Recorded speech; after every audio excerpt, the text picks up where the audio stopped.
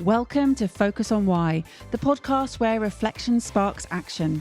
I'm Amy Robertson, and together we'll explore compelling stories, profound insights, and transformative experiences from inspiring guests worldwide. Feeling lost or unfulfilled? Searching for clarity, purpose, or meaning in your work and life? This podcast invites you on a journey of self-discovery to align your work with your values, shape your future with intention, and create a purposeful way of life. Have a purpose, have a plan, focus on why. Before we dive in, are you considering creating a podcast, or are you already hosting one, but it's not producing the results you desire? As a podcast strategist, I can help you launch or relaunch a purposeful and profitable podcast that will inspire, entertain, and educate a global audience. Book a call with me today. The link is in the show notes, and let's transform your podcast vision into reality. Today on Focus on Why, I'm joined by Rebecca Robertson. Rebecca, hello. How are you? Hello, my love. How are you? I'm really well, thank you. Good. All the better for having you on the show. Oh, no, it's been far too long. I kept seeing everyone being interviewed thinking, typical, I don't know if it's a woman thing going, she hasn't asked me yet. I've known Amy before she even did the podcast, and she hasn't even asked me yet. And then when you asked me and you said, why have I not asked you before? And I said, I don't know, but I believe in divine timing. So what's meant to be, right? Yeah, I can only apologise. I think what happens is I get someone who recommends someone, they then get her on the list, and then before I know it, the next 6 months is booked out, and I'm not looking and I'm not thinking in that mode of asking people. So I profusely apologise for not having you sooner. I'm teasing, please. I'm teasing. So what is it you're focusing on right now, Rebecca? Well, I guess in my mind, when you say that, it feels like I'm the same answer I've been giving for 15 years. And for the last 15 years, I've run my business, and I think the fact I've managed to get to 15 years in business is a massive accolade in itself. I never thought it would happen. And I've had the same focus for that whole time, and my same passion for that whole time. It's not really altered. As a business owner, I've sort of changed tactics at times and changed focus at times about how I deliver that. And also trying to figure out, how do I want to deliver it, or how do other people think I should deliver it, getting other people's opinions and getting drawn in different directions.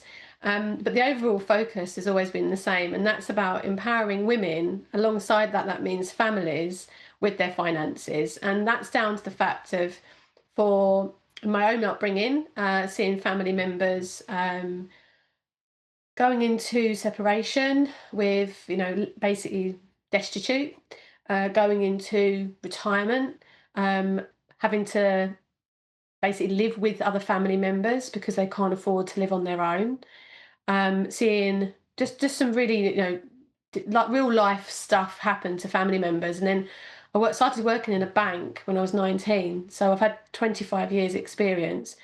And so through those years working in the bank, I saw a lot of women really struggling with their finances. I saw everything that you would normally see play out: controlling husbands, financial education or lack of, um, that's my money. I saw the ladies come in with their little bank balances, their runaway money, and I saw a lot of these circumstances play out. We're talking in 25 years. A lot has changed, but in my opinion, not enough has changed. So that's my passion, and that's where it originated from. It is scary when you're seeing or you're sharing about the runaway money. I need this little bit of security. This lack of financial awareness for women, and this bias that's created around not having wealth. What's it about? Where does it come from? It's an interesting question because generationally, I'm seeing changes. So, a lot of I've heard the narratives, that women couldn't open their own bank accounts, you couldn't have permission to do anything without your husband say so. So generationally, women that was brought up in that environment have sort of inherited a piece of that. But there's also a lot of younger women now who they don't really recognize that narrative. They don't understand that narrative. Their parents actually have a joint bank account and their mum went to work. So the narrative is starting to change over time. But you'll still see this sort of collective, and it can be male or female, the mental belief, I guess. And like in anything we do, whether it's money, health and fitness and well-being, careers, whatever it might be, we hold ourselves back. The narratives and the DNA in our brain mindset sets us back and holds us back in terms of, and they can have a knock-on effect of each other. So if we're not feeling great, we're not very healthy, then that can affect, well, I'm not going to go and learn something new. I'm not going to challenge myself. I'm not going to push myself into something new. And that applies to everything. But money also has an element of that. And unfortunately, not enough. There's a very British mentality around money that not enough is discussed. So when you add that into the equation, now we talk about mental health a lot more, but we don't talk about how that affects money. That's not the mainstream conversation. So even those who are millennial women, who have that little bit more financial education, maybe they've had a few more conversations, they haven't come from that sort of older school narrative, to the women who have been not working for the last 30 years, looking after their children, and they don't have any money in their own name effectively, or they don't really understand the finances. Regardless of what end of the spectrum we're on, we're not having those open conversations. And what that then stops happening is that progression. And so money needs to be talked about more on an ongoing basis, so that we can navigate through it. So we can decide, okay, well, what am I feeling difficult about there? Why am I not sure about doing this? What is stopping me from investing in a gym membership? What is making me spend more money on takeaways? What is stopping me going for that promotion or taking that qualification?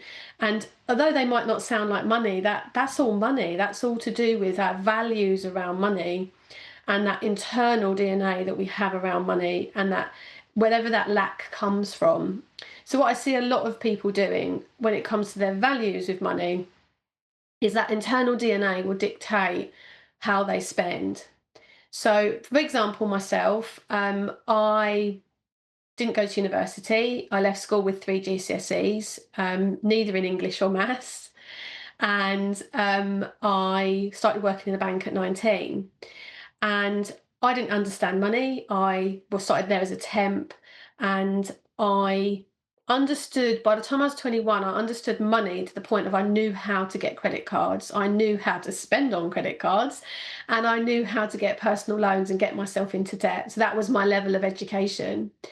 And I had to navigate getting out of that. And thankfully, I was in a quite a good career progression. I was like, I need to get rid of this debt.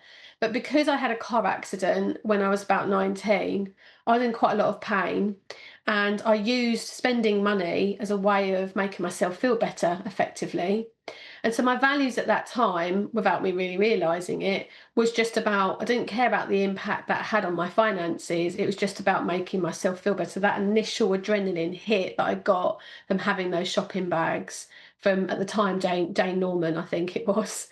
And as we progress throughout our life, we have these different blips, these different times where we don't talk about what's going on. We hide the debt.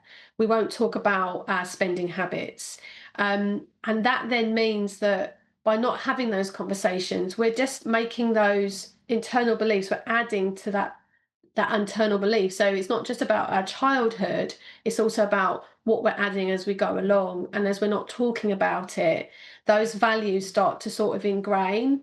And before we know it, 10, 20 years have gone past, and we don't know what we're spending, why we're spending it, and why we're making the financial decisions that we are. That's just what we've always done, and that's how we do it. And what I'm hearing here is just how emotional money can be. Yeah, very much so. It's that internal dialect. There's a lot of judgment. I find a lot of clients I talk to judge themselves an awful lot.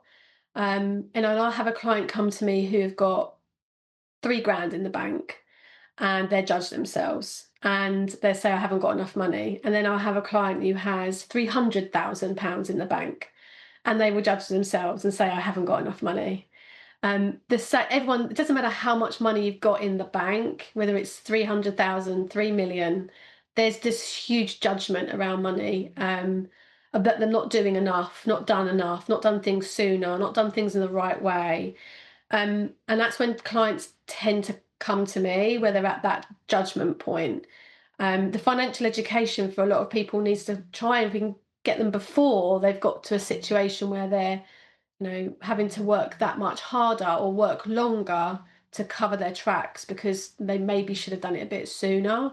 Um, but I don't think people should judge themselves, because we're not having these conversations, and massively B, economically, or if you think about what we're taught in school, we're not taught about money, we're not educated around money. But more than anything, the money machine as it exists economically, even if you're listening to the radio, it will be telling you about, driving a perfect car that will never break down, and everyone should have a brand new car. And we're taught almost to take out personal loans, take out HP, take out finance, to then go and buy a house, and then buy a bigger house, and then buy a bigger car, and then a bigger house. We're taught to spend. We're not taught to manage money, and that's because it's marketing at the end of the day. If we look at TikTok, we now have TikTok Shop. That's all my daughter spends her money on in TikTok Shop. Um, and that's how things are changing. If you look at Amazon, we're not just walking down the high street anymore and saying, oh, I've got a certain thing I've got to find. We just literally search on Amazon. It's there. We can put it in our basket. We can have it that day on the next day, and it's just delivered super quick. Everything is at speed. Everything's done very efficiently. And therefore, we spend naturally, because of that efficiency, we end up spending more. We end up having things that we don't necessarily need. And again, it comes back to those values. So it's a bit of a self-fulfilling prophecy, and the marketing machine that's behind all of that encourages that. And you do get the odd, what people might perceive, oh, that's a bit boring, live for today. Never know what's going to happen. You could die and lose your pension anyway. Why bother with all this money stuff? And in all honesty, what it comes down to is that when you're living in alignment, whether that's spiritually, physically, or financially, that brings you a level of peace, a level of calm, and a level of understanding that you can then start to make better decisions for yourself. It's, like an up leveling of any kind. And for me, for my clients, once we get to that point where they've covered the bases, we've done the basics, and then I can say to them, just yesterday, I spoke to a client where she's financially going to be in such a position that she could retire 7 years earlier than she planned, have her mortgage cleared by the time she was 60, as well as send her child to private school and have enough money that they could buy a second family home in Spain. Now, before that conversation, she thought she'd be working until she was nearly 70, never send be able to send her child to private school, and never be in a position to have a really, fantastic retirement. So what that's meant now is she can spend the next 9 years working, knowing that why she's doing it and what the impact of that has, and that her money is being given a job. So with money, it's about giving, not necessarily every penny, but it's giving it a job, a function, so that we're able to say this is going towards my goal to achieve this. Whereas a lot of people sort of stumble their way through, do a little bit of this, a little bit of that, and they don't look at the bigger plan overall and the bigger impact. And what's really interesting here is that you spoke earlier about how you're now much more financially educated. You've got an awareness, you're mentoring and helping other women, and subsequently related to that, other families. And yet your daughter is still being swayed by the marketing machine. Is there a 100%. balance for her? Does she understand what it is you're doing, and yet is it an issue, or is it just fun being a teenager? Great question. She just got her first job offer yesterday at 17, and she's very motivated by money. Ever since a young age, where I said, right, can you go and do this job, do this job, and what are you going to pay me? She's a negotiator, and she's going to go and, well, see what her career leads. But this start job is as an estate agent, so negotiating is a good skill, right? So she loves clothes, like most girls. She likes to look good, but we have horses. So I've been very clear, and gradually over the last, since she left school, really, especially, um, very much like giving, so I've been giving her some money to help her manage the horses. So we've now only got one horse left. So we have hay, feed, bedding as a typical example. And I'm gradually giving her responsibility. So I give her the money to buy the hay, to buy the feed. And if he doesn't have the hay or feed, that's the problem. She's got a car. She doesn't want to get hay and feed in her car. So she has to keep managing it to make sure he has the right. But also it's about budgeting to make sure that that money will last the month, that he doesn't run out of feed and hay and bedding. So I started doing that about 8, 9 months ago. And she has a pot for that.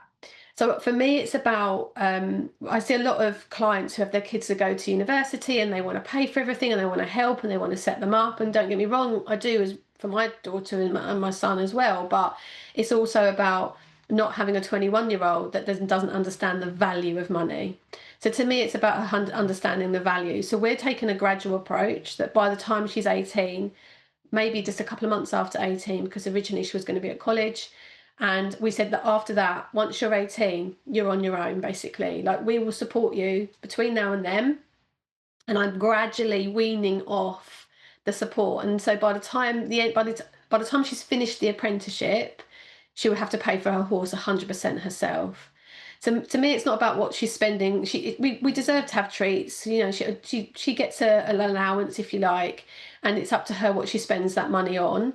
But if she wants to drive around for 7 hours in her car, then and she's going to spend X amount on petrol. She has to budget that money. So I don't believe in like just dishing out money after money after money. I believe in giving them budgets and a responsibility to be able to manage that money. She's very money motivated, and we don't give her so much that then she feels the lacking. So she feels the lack of, therefore she's motivated to work, which she does at a yard as well. So I think it depends on the child. Like, my 9-year-old is talking about selling lemonade, and can he do a lemonade stand? I said, well, it's going into winter now, maybe not the best time.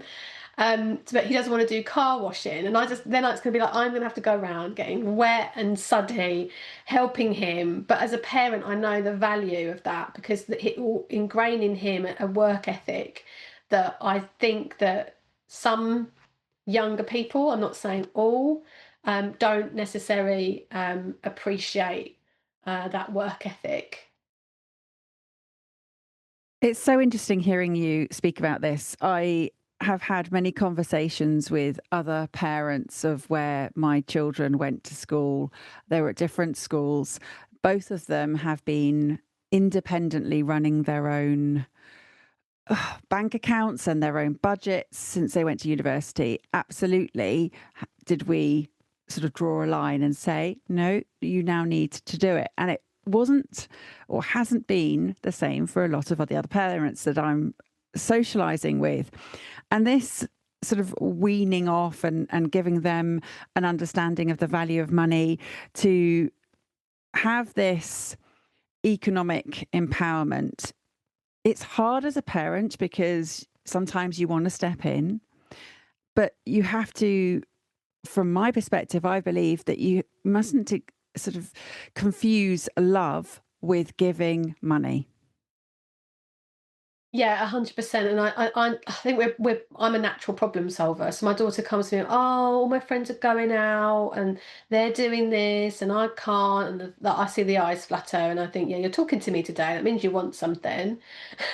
We all know what teenagers are like. And I'm the tight one. Like, in my family, I'm the tight one, and I can be perceived as a tight one. But I've seen what doing the job that I do. I talk a lot about generational wealth planning, and if you've got this big inheritance and you're thinking, oh, I want my kids to have this inheritance, then you need to be doing the right things now to prepare them for that inheritance. It's not just about giving them a lump sum to buy a house. It's also about setting them up for the future. You know, do you gift your money right now for inheritance tax planning? Do you say to them, well, here's your ISA fund, and hand it over to them at 18? How you manage all of that is really important. But I see a lot of parents, unfortunately, and I don't mean this in a judgmental way, make the wrong sense decision in terms of, well, I want to save you and look after you and help you and nurture you. That's again, it's almost like that money conversation gets entwined into all these other subjects rather than it being spoken about as a separate thing on its own. And my parents didn't have those conversations with me because I didn't come from money. My dad opened a bank account with Nationwide, and then about 6 months later, I went and worked in a bank. I didn't have a clue. I'd never thought I'd work in a bank. And yeah, he didn't really talk about. I knew understood the value of money because I had to pay for myself to go through college. I was working in factories and KFC to pay for myself to go through college. So I understood the value of money, but not the actual education piece. I remember once I got a phone bill, and it was when you couldn't put a cap on your bill. We're talking a long time ago, and brick Nokia kind of generation. And my dad thought it was hilarious that I thought it was really out of order that the phone company could just keep charging me all this money. And I said, well, Dad, can you help me pay this bill? It's like 350 quid. We're talking a long time ago. That was a lot of money. He said, no, you spent it, you did it. And I used to think he was tight as anything, but it did teach me the value of money. And I think sometimes, it's a bit like when you see your kids fall over and you've grazed yourself and you go, come on, it's all right, up you get. You've got to do the same with money. It's not a separate thing. You've got to save them all the time. I'm absolutely with you. I read a book a while ago, over 10 years now, and it was The Millionaire Next Door, written by William Danko and Thomas J. Stanley. And they talk about economic outpatient care. And it's a really useful concept for me to understand because you can keep providing this assistance and thinking that you're helping, but you're not, because they're not learning to stand on their own 2 feet. They're not learning the consequences of their actions and to own their decisions, to understand the difference between short-term and long-term gratification is so key. The brain is wired for this immediate gratification. And so it is hard to resist. It is hard to resist. I want to go out to this party. I want to go and do this with my friends over. Actually, I've got other responsibilities, other things that I need to pay for in the next week, 2 weeks, year thereafter. And yeah, as you said, Amazon's got this immediate shopping device. You can put something in your basket and it will be there within hours. It's just insane. And it's the same way for everything.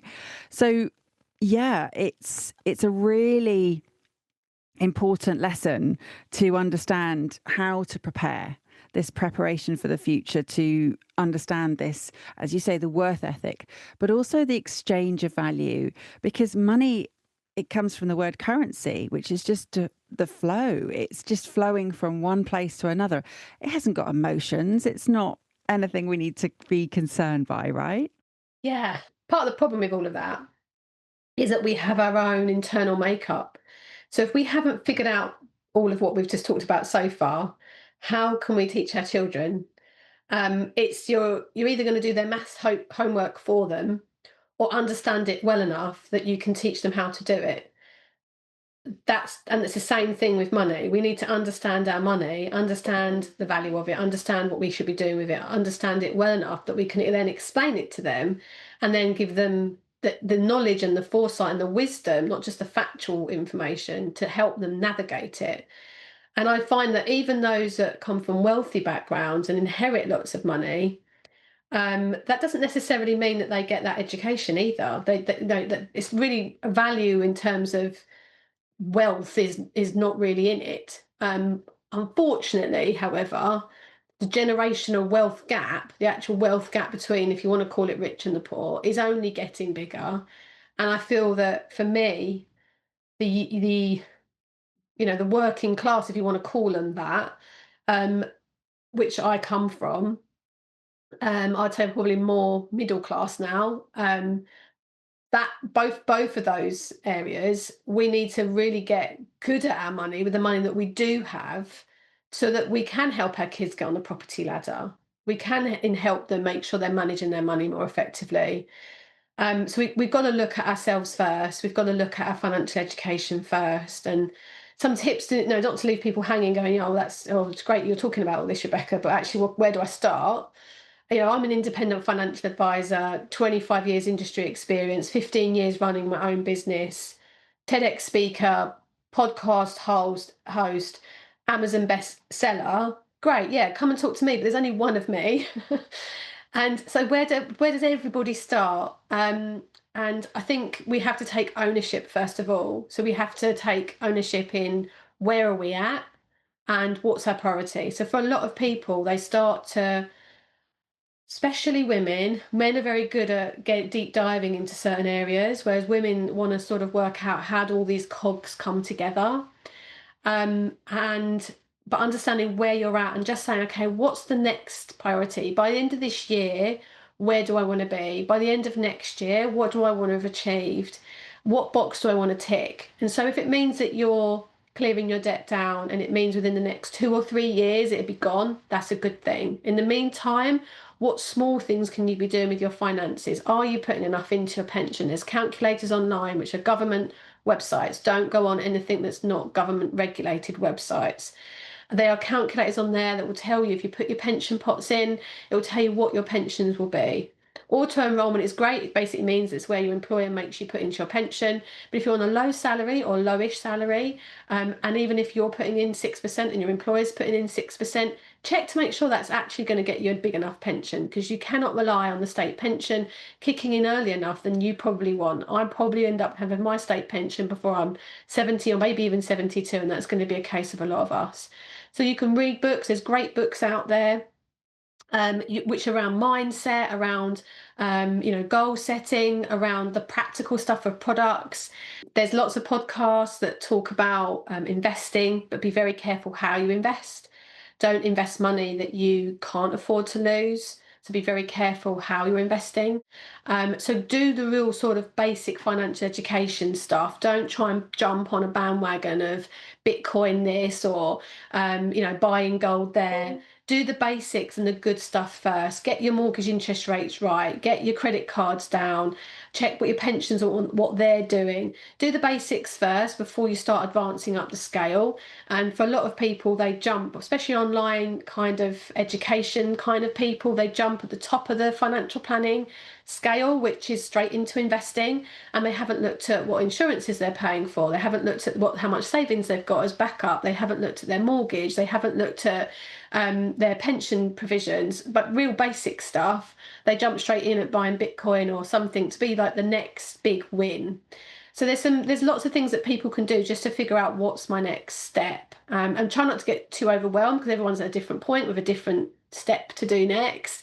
But if you just pick one thing and say, well, in the next 28 days, I'm going to go and do this one thing in the next 28 days. And then after 28 days, have another date with yourself, put an alert on your phone, tell a friend, tell your accountability buddy, message me if you want, and have that accountability that then after that 28 days, you're going to do the next one thing, and just take it step by step. The next step, this next step, does it involve purpose? Great question. A lot of financial advisors in the industry up until recently have focused on products. So I've talked a lot about pensions and investments and life insurances, and they're all products.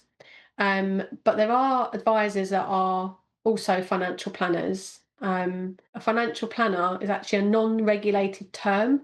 Therefore, you might be speaking to somebody who's possibly not qualified or regulated. So I think that's a really important thing just to mention, which is a lot of people aren't aware of. But a financial planner in the definition wouldn't necessarily be looking at products. They know about products, they should know about products, but they are looking at what's the plan, what's the focus, what's the goal. So every conversation I have with my clients is not how much money's in your pension, how can you become like my best client, how am I gonna, like, are you gonna be one of my big earners? It's down to, let's do a one-off piece of work if necessary. I'm not necessarily interested in the long-term relationship. It's about what's your like your goals for your long term. What is your focus as a client? And sometimes you have to do a bit of, if you want to use coaching around that, to understand really where the people's motivation is. And for me, a lot of people, once they have that realization that they maybe need to be doing something better, but they don't know where to start, and they've been having some bad habits, but they don't know what to do next, and they've sort of seen the light, if you like. They don't know where to start, but they are thinking about the future a lot more. They are saying things like, "Oh, I've just got a bonus, I don't know what to do with it. I'm getting some inheritance, my mum or dad or died, unfortunately. I've never had this kind of money before, what should I do?" And they've got, like, good money problems, but they're still problems as far as they're concerned. Or they're in a situation where they're concerned about working until they're 75. They're worried that they're not going to get their mortgage cleared, or if they're not going to be able to retire comfortably. And I just mean like not going to poverty to different levels of degree. So, but what comes from those conversations is actually talking more about their dreams, their actual bigger life goals, more than just that. It's not just about retiring. It's like, what do you want retirement to look like? Think big. Like the client I spoke to yesterday, how would it feel if you could buy a second family home by the sea? You've mentioned before living by the sea. Imagine having your grandchildren come and see you at your cottage or your seaside house or home. How would that feel? Oh my God, that would be incredible. And so really it's really understanding the deeper values that I talked about before, the deeper values that clients have, to understand about, well, if you're in a position once you've covered the basics, what comes next? And that really, they often, people are motivated by the scarcity and they're motivated by lack of. But once they start to realize they're in a better position that they actually could be, if they're fortunate enough, then we can start talking about, well, actually, let's not talk about scarcity. Let's talk about this from a positive. What outcome could you be aiming for now? So that when you go to work tomorrow, you're not doing it because you have to. You're not doing it because you're scared that you're not going to be able to retire. You're doing it on the focus that, well, in 10 years' time, it means I can buy this family home and all my grandchildren can come and see me in this lovely family home. A bit like your garden, Amy. It's those things that would bring us joy, and really make us happy, really, truly. And that's really the clients. They might have career aspirations in terms of why they're focused on the job that they do, but it becomes much more personal than that, about what they're actually going to do with a part of their life where they don't have a career. So this is where the emotional attachment comes into the dream, the focus on why, the emotional significance that sits beneath the purpose that you assign to your understanding of what it is you really want to achieve in your lifetime. 100%, but unfortunately, it's a bit like an onion. You've got to tick off some of those areas and some of the practical things first, because clients come with lots of different questions. What do I do with this money here? And I've got this X account, bank account. Do I do this? And do I, lots of practical things, and then lots of the fear or trauma kind of background and sort of preconceived ideas. So some clients don't always get to this pinnacle point. Some people are having to maybe spend a few years, go away and work on, clearing debt or building up their pension pot or doing some of the basics. But the piece de la resistance is where you can get to that point where you don't have to work in that fear factor element and you can start thinking about bigger. And that to me is what true wealth is about. It's not about how much you have in your bank account. It's about being able to have that, add that value to your life in a way that you can make financial decisions and make clear, confident decisions that give you the impact that means that you can live a real fulfilled life. And that's where we are looking to wrap up this conversation in this true wealth, joyful fulfillment space where the goal isn't necessarily about the amount in such that it has to be a set amount. It just has to be creating the lifestyle that you're really wanting. And it might not be that far away. Yeah, and it's different for everybody. Not everyone wants to drive a Bugatti. Not everyone wants, £1 million house.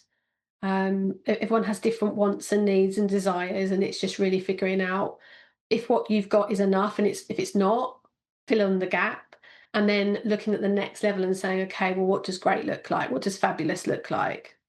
Yeah. Focus on the gap. Love it. Mind the gap. Rebecca, thank you for sharing just a snapshot of how you're empowering women and families to be confident in making their financial decisions that are going to shape their entire life. It is such huge work. So thank you. How could someone reach out to you having listened to this? We have one main website, which is Evolution Financial Planning. That's my regulated website, so you can check that out. I also have a podcast and a book, which is on rebeccarobertson.co.uk, which is my non-regulated website. So yeah, because other than where I'm a regulated advisor, I have to have two separate websites. I hear you. I mean, it's very, very strict what you can and what you can't say in different places. Yes, and nothing I've said today needs to be perceived as advice, or whatever the disclaimer should be. Absolutely. Or always always conduct your own due diligence, right? Of course, yes, of course. Well, thank you for having me, Amy. It's such a massive subject.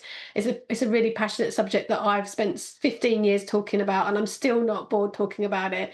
And yeah, it's to hopefully another 15 years, maybe. Yeah, well, you've said you saw that the narrative is shifting, and that's fabulous because it has been, even within my own space, I have become more financially literate in the last 10 years, more so than I ever even thought I needed. And that's the thing, is that you don't know what you don't know, because you don't know it's needing to be you're needing to be educated. So yeah, it's a tricky one, but it is your responsibility to become educated individually, to not outsource this area to anybody else, because at the end of the day, it is about you and what does your future look like. So thank you for sharing everything that you have so far.